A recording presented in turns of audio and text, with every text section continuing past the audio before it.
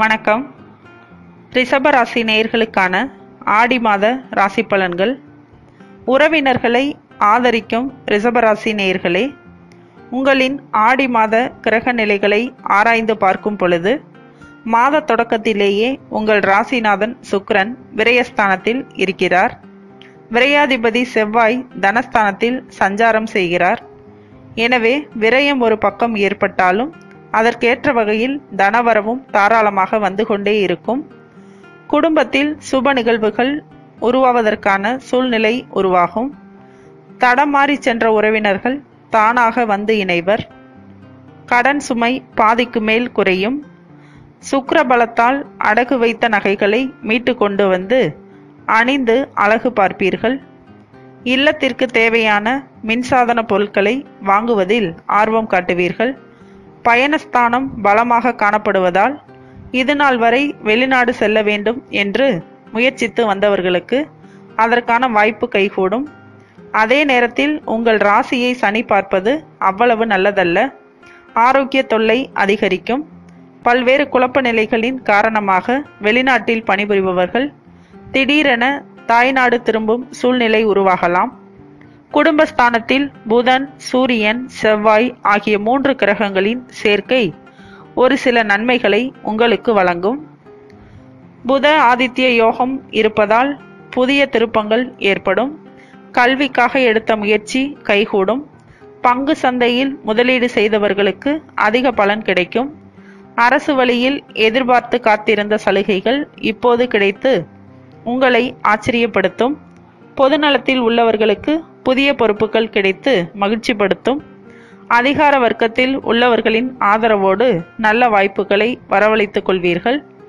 என்ன இருந்தாலும் குருவின் பரிபூர்ண பார்வை உங்கள் ராசியில் பதிவதால் இனிமேல் அடுக்கடுக்காக நல்ல பலன்களை குரு பகவான் வழங்கிக் கொண்டே இருப்பார். அதே நேரம் உங்கள் ராசியை பார்க்கும் குருவை பலப்படுத்த வேண்டியது அவசியமாகும். வியாழக்கிழமை தோறும் விரதம் இருந்து கொண்டைக்கடலை மாலையை தானமாக கொடுத்து மஞ்சள் வண்ண வாஸ்திரம் சாத்தி நெய் தீபம் ஏற்றி வழிபட்டால் நிகழ்கால தேவைகள் பூர்த்தியாகும். ரிஷப சுக்கிரன் சஞ்சாரம். ராசிநாதன் ராசியிலேயே சஞ்சரிப்பது தொட்டது துலங்கும்.